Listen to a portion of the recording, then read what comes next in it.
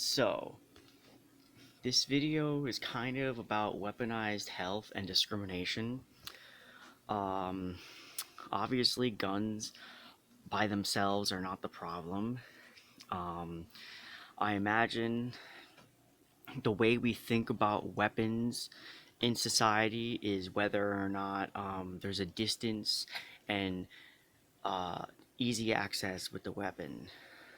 Um, and we generally frame, the weapon issue on the mentally ill, and I guess gun culture and people framing or blaming the National Rights Association.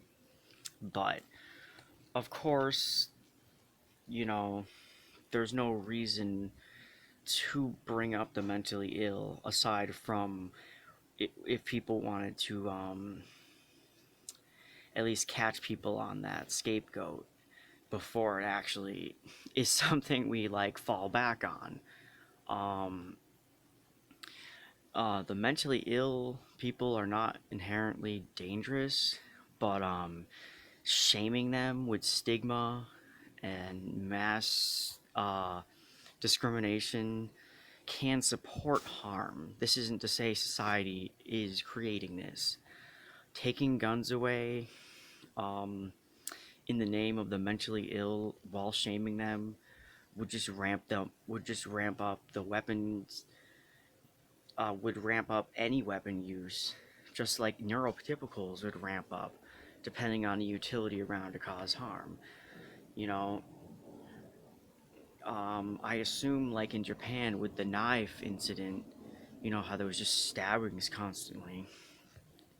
If that, if we banned guns and gun culture didn't just destroy us from the inside, um, once we use death statistics to know all the knives, we would want to change this too, just like the gun situation. It would become our own standard.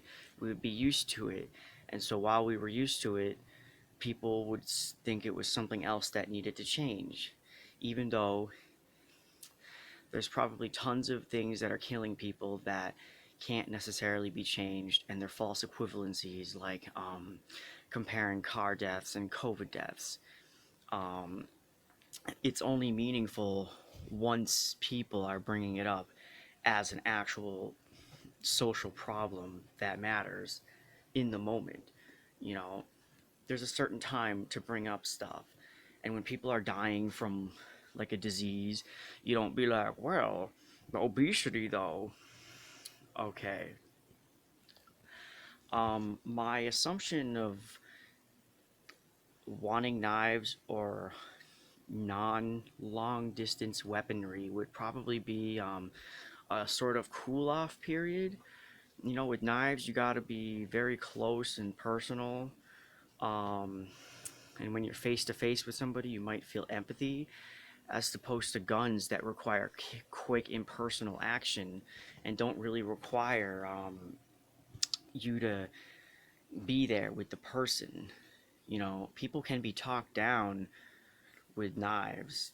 Obviously, anyone with a weapon can be talked down to and stop what they're doing. But yeah, um, discriminating the mentally ill, thus ramping up isolationist violence within them, because society doesn't care about them, so they get what they need to do by either stealing or whatever, like any criminal would.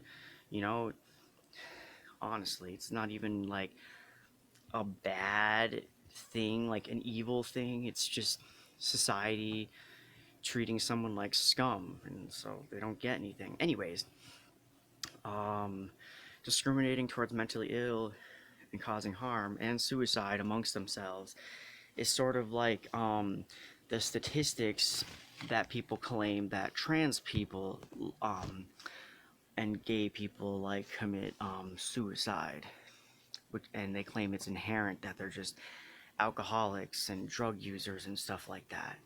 But again, they're leaving out that their social lives are disenfranchised, and they might not have any social support from their parents or anything like that. It's just insane to really consider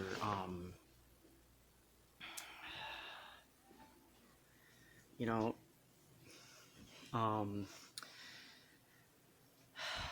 if you were respected for your identity and your beauty and whatnot, you could literally have your face scarred off and your whole body melted. And if you were loved and you had the right social groups, then most of what the world that has to say about you, it wouldn't matter. You know, Nancy Friday always used to say, looks do matter, but it's the first impressions that matter. Your parents loving you, not giving you a grossed out face based on what they see and causing like weird, causing you to feel like that towards your own body.